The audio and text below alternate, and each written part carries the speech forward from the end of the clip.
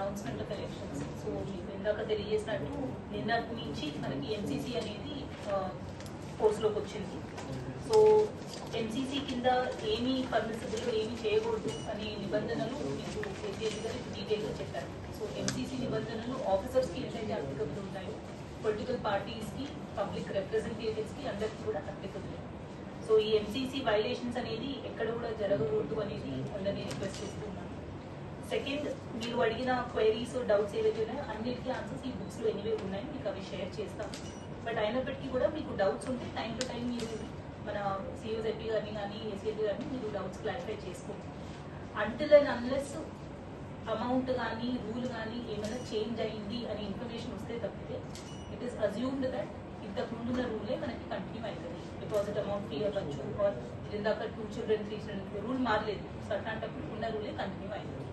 So whatever is there in the book, previous బుక్లో ఏదైతే ఉందో అదే రూల్స్ మనకి కంటిన్యూ అయితే అమౌంట్ అవ్వచ్చు, పర్మిషన్ తీసుకునే పద్ధతి అవ్వచ్చు, ఇవన్నీ కూడా సేమ్ ఉంటాయి.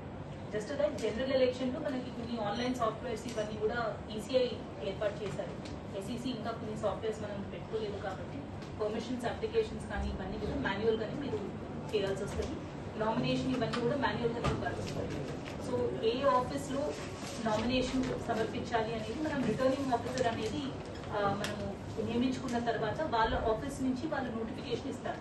ఈ ఆఫీస్లో ఈ టైం నుంచి ఈ టైం వరకు నామినేషన్ అనేది ఈ పర్టికులర్ అధికారికి ఇవ్వాలి అనేది మీకు నోటిఫికేషన్ ద్వారా అది కమ్యూనికేట్ చేయడం జరుగుతుంది.